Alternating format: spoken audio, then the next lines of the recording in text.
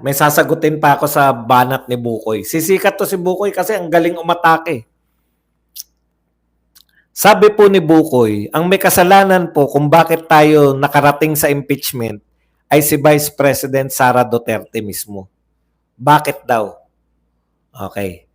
Ayon kay Bukoy, had she answered the allegations during the House investigations, we won't be having an impeachment at all. Kung sinagot daw po ni BP Sara yung mga aligasyon, dapat wala tayong impeachment. Yan. Ang problema, ayaw niya manumpa, ayaw niya sagutin, gaya po ng confidential fund. Ano sagot niya? Confidential fund, kaya hindi pwedeng pag-usapan. Mali yun eh. Mali yun. Dapat pag-usapan. Ang confidential fund, talaga. Confidential nga eh. Eh dito na nagkakaroon ng bulahan eh. O sige. Sabi mo Bukoy.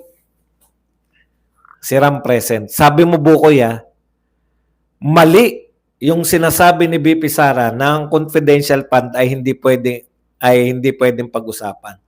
O yun naman pala Bukoy, pwede palang pag-usapan eh. Kailan nyo pinag-usapan yung confidential fund ng Pangulo? Kailan nyo pinag-usapan yung confidential fund ng Department of National Defense?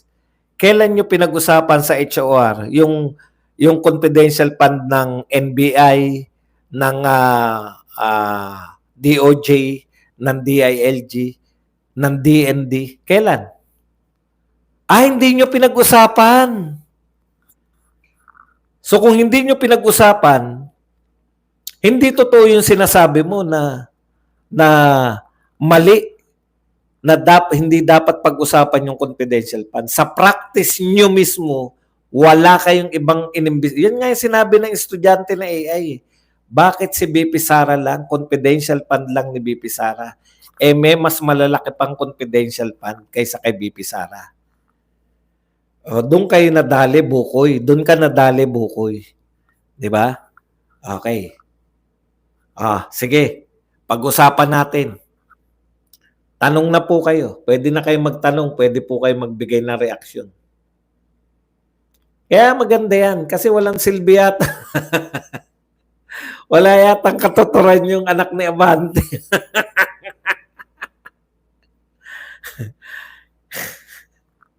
Walang umiintindi. May interview si PRRD kaya ayaw niyang tumakbo noon kasi ikukulong daw siya pagbaba niya. Here we now na nagkakatotohan sinabi niya. Alam ni PRRD malaking tao ang masasagasaan niya. Kita niyo? Totoo yan. Meron bang naging ganyan? Si Pinoy po ba ginanyan? Wala. Kasi yung interest nila na sagasaan ni PRRD. Hello mga kakulto, Ram, Ruru.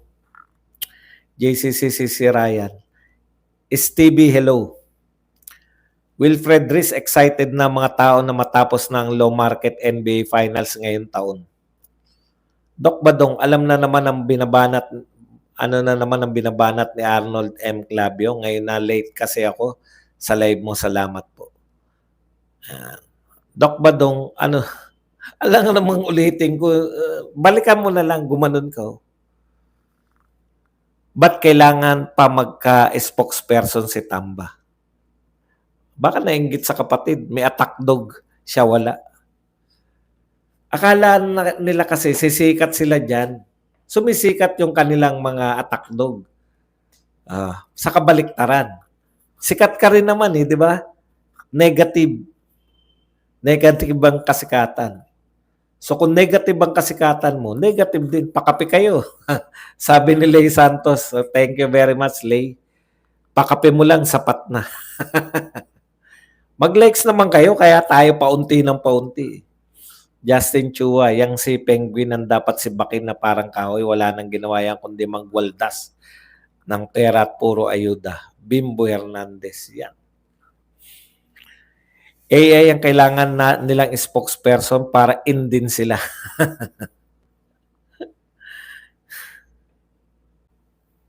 Doc Badong, nasibak na pala si Ursula Abante. Sabi ko, hindi po siya. Iba po to. Spokesperson lang po to ng sa impeachment. Iba pa eh. Uy, Bimbo Hernandez, thank you very much ha. Sa $999. Boss, opinion mo sa Cosim BBM interview? Hindi ko pa po napapanood. Pero meron akong meron pong sinabi rito si Yesesio, Attorney Yesesio, ipokrito daw kayo. Yung dalawang abogado, si Mel Santamaria at saka meron pa yung taga-IBP. Isa lang po yung sinasabi. Isa lang po yung sinasabi na bakit ipokrito sila. Kasi constitution sila ng constitution ngayon eh. Tanong, nung nilalabag yung mga karapatan sa Quadcom, nariyan yung mga niya yan eh, mga bataan niya, yung mga kliyente niya yan eh, di ba? Sila Ong, etc. Si Grijaldo, di ba? Ang tagal na nakulong nun. Wala namang kasalanan. Nung nilalabag po yung kanilang karapatan, constitutional rights nila, kumibo ba kayo? Hindi kayo kumibo, di ba? Dahil kakampi nila kayo. Yung si Tatay Digong po, harap-harapan, nilabag po yung karapatan sa konstitusyon ni Tatay Digong sa pagdiretso sa ICC at hindi pinadaan sa local court. Pumutak ba kayo? Kumibo ba kayo? Ayaw ko nang umuwi ng Pinas, ang gulo, ang papangit pa ng kalaban ng mga Duterte, puro mukhang guns. Boss ba siyang bagong PCO yung sinasabi niya salita ng Pangulo?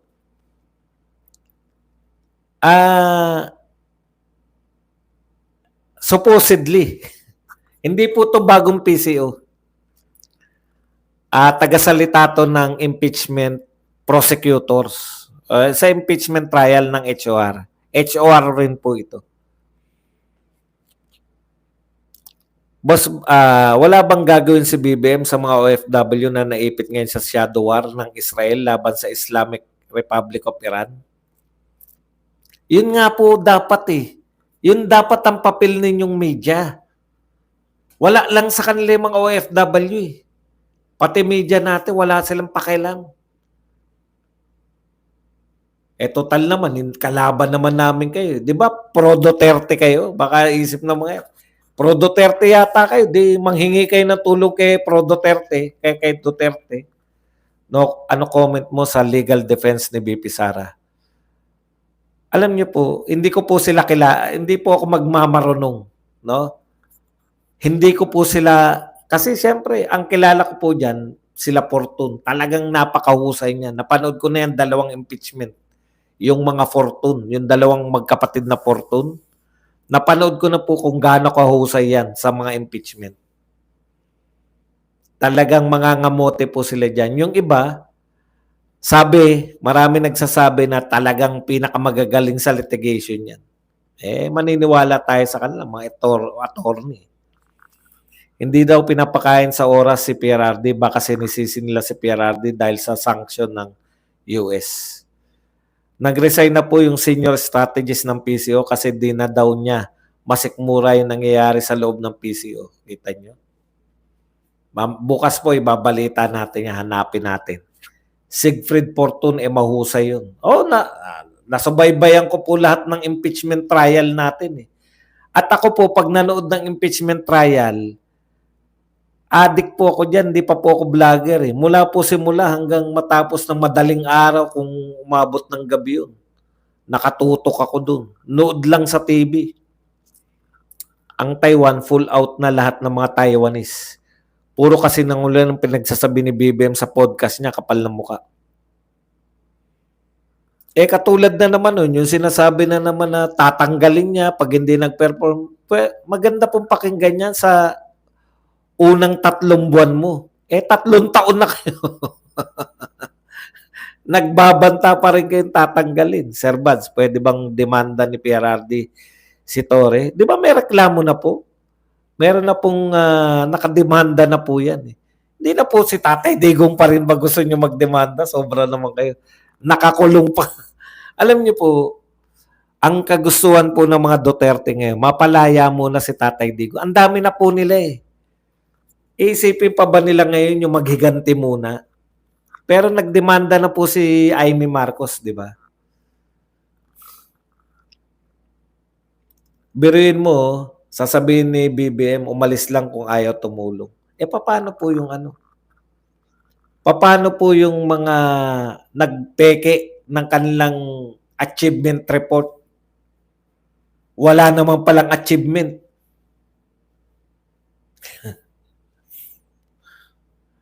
Anak ng puot, hindi pwedeng punahin ni Clavio ang preparation ng evacuation ng OFW kasi baka may makursunadahan na naman. Maanakan pa uli. Tara na sa Israel. Maawa kay Martin kasi baka pumutokan dyan sa laki dahil sa dami ng ninakaw. Sabi ni Randy. Si Hansel Marantan nga pala, Doc Badong, nag-request na siya na magpa-relieve sa pwesto bilang DCPO chief dito sa Davao City due to health issues kuno. Kaway sa hangin legacy. Nakala mo talaga, sa taas pa eh. Sa LA ang gulo, okay kami sa Virginia, JCC. May kaso na sa Ombudsman Torre Remulla Brothers, Marbil at iba pa.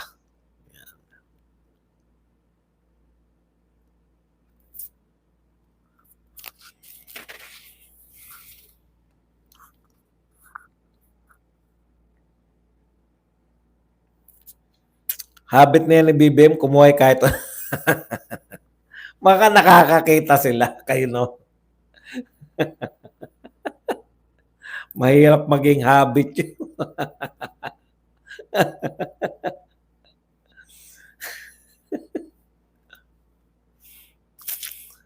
Susunod na yan, may magsasalita na walang kausap. Backsput, kaya dinakip yung police na nag-viral kasi mali yung bulong kay BBM. Inciting of addiction instead na inciting to sedition. To sedition po, hindi off.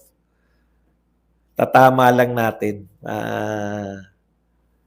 Baka maano tayo ng inciting to sedition. Grabe, no? Bawal talagang punahin, no?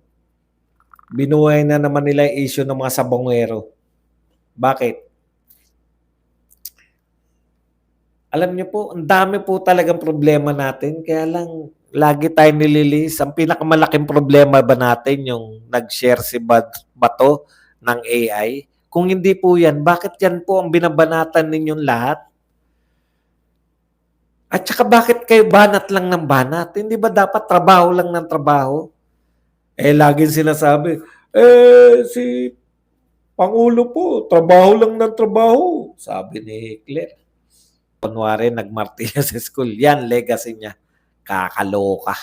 Sabi ni Arlene Lea. 1 BP. Marunong di ka pa rin nagkakape. Yung subway, kailan matatapos yun? Paano matatapos? Zero po ang budget ngayon. Di ba? May mga imaginary audience si BBM. PBBM traitor. Ayan. Sabi ni Ryan Eddy. Thank you very much sa $279. Birada ba kayo uli bukas? Hindi. Sa uli? Webes po uli ako. Sir, Bansan legacy ni BBM, butas lang ng butas sa pin. Groundbreaking lang legacy. Galit pa eh. Ayun po yung manisi. Yun yung problema. How do you know you have an ineffective leader? Kung ang kaya pong gawin ay manisi. Di ba? 6 na taon si Cory Aquino. Dilaw na dilaw. Yung utak ni BBM hindi nagmana sa tatay. Nagmana sa mga dilawan eh. 6 na taon si yung mga Aquino, si Cory. 6 na taon. Anong ginawa ni Cory 6 na taon? Sinisi lang na siniti si Marcos. Kaya tayo mahirap. Dahil kay Marcos, kaya yan. Dahil kay Marcos, dahil kay Marcos.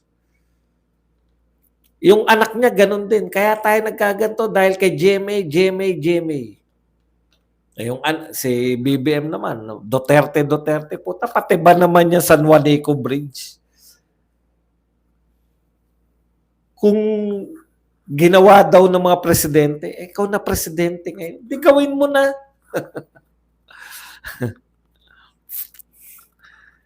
Yung trabaho ni BBM, parang yung kaway ng kaway. Bira. Sa hangin lang. Boss, handa kaya ang gobyerno sa giyera sa Middle East? Bagyo nga, kamot ulo lang. Kailan kaya blessing na right of way? Malapit na raw malutas ang right of way. Galit ako kasi until now, di pa umabot sa Cavite ang train. Ayos ang Agila Birada program nyo. Sarap panoorin. Congrats, Pards Badong. Naging komedo yung show yung podcast ni BBM Doc Badong. Pinipigilan lang ni Cherry Cosim na tumawa. 3 years pa, Boss Buds, ang paninisi pa. Tindi, no? Sisi dito lang na sisi. May nakita ka nasira, i-repair mo. Unahin pa kung sana. Nag-missile na bang Israel o US sa Iran? Apo, nauna nga yung Israel eh. Israel po yun ang unang nagpalipad ng mga missile doon. Tapos bumawi po yung Iran. Ang problema sa mundo natin, kanya-kanyang propaganda yung mga press. Hindi mo tuloy na nalalaman kung sino yung tunay na nananalo. Pag mga kampi sa Amerika, pag mga kampi sa Israel, putya, kala mo wala nang tao sa Iran eh. Nag-alisan na lahat eh. Pagdating naman, pag maka-Iran naman yung press, putya, kala mo naglikasan na lahat ng mga Israel eh. Mas inuna pa kasi nilang pailaw sa San Juanico, milyon ng pailaw na yun. Ang subway naging pangarap na lang. Yan po yung problema eh, no? Kasi lagi yan, no? Ay, hindi naman pinangako yan, pangarap lang yan eh. Ngayon ako magtatanong. Tanong, ano po pagkakaiba ng pangarap at pangako? Simple lang po yan. Ang pangako po, ang pangarap dahil pangarap lang, maaring hindi matupad. Di ba? Yung pangako, hindi rin matutupad. Wala rin palang pinagkaiba po dyan. Abangan ninyo na magiging welder yan si BBM sa San Juanico Bridge in a few days. Wala na bang tao sa Tehran, Iran? Nag-repair ng blackboard. Wala nang pag-asang Pinas. Ang hirap po, no? Ang hirap po kumuha ng unbiased na balita. Talagang lahat ng media may bias eh. Nanghihingi na ng ceasefire ang Iran. Yun nga po, biruin nyo, malakas na yan, may mga missile yung Iran ha. Kung totoo yan sinasabi nyo na nanghihingi na sila ng ceasefire, tayo pa, putya, pinagmamalaki natin, may 2 yata tayo missile. Nung PRRD admin, wala akong naalala sinisin niya yung Pinoy admin. Puro trabaho lang si PRRD. Given na kasi. 'Di ba? Yung paninisi niya, hindi sa mga tao po na nagtatrabaho. Ako ganyan eh. Hindi naman po sa pagano no. Ang ano ko po kasi, ang patakaran ko po kasi sa buhay. Small time na leader lang ako. Pero pag dating ko rin sa lugar na bago ako, hinahanap ko kagad problema. Ano problema dito? Bakit mo, tapos yung ibang hindi marunong mag-lead, ano ba ginawa ng dating leader nyo rito? Bakit hindi nalutas? Di ba? Yun kagad eh, yung mga naghahanap ng butas. Ang point dyan, hindi mo alam, may nilutas siyang mas malaking problema. Kaya yan na lang yung naiwan sa'yo. Di ba? Ako nung una, apektado pa ako eh. Siyempre, may mga sip-sip pa rin sa'yo, di ba? Pag umalis ka. Boss Badong, sabi ng bagong boss namin na hindi mo raw nilutas to. Nanggigigil pa ako nung una. Yung bago pa lang ako, yung unang lipat ko. Sabi ko, puta, hindi nila alam. Mas malaking problema yung nilutas ko dyan. Ano ba yung problema? Yun po yun. Yun lagi nakatatak sa akin. Ang leader, ang inuunang lutasin yung mas malaking problema. Kung ang inuuna mong lutasin yung mga mayroong vlogger na nanggugulo sa BGC, pinagkaabalahan mo, katulad niyan, nakakulong na yung vlogger na yun.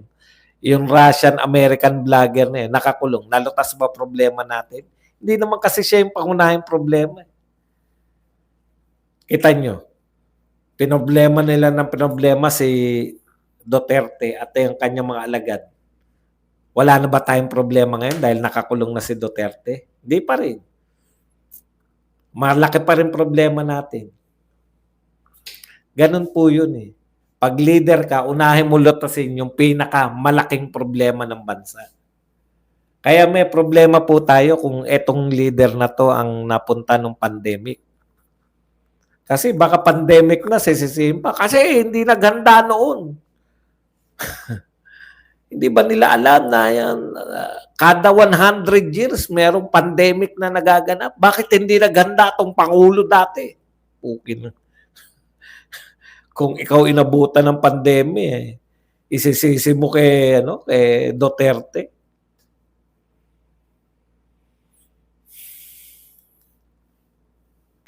Takbo ka sa Senado sa 2028, bagay kayong mag-tandem ni Marcoleta sa Senado. Bagay po akong vlogger. Wala po akong kakayahang maging senador. Barangay captain nga, hindi ako mananalo eh. Meron din pantapat na missile ang Pilipinas. Ito ang German missile. Ang subway, pailalim ang hukay.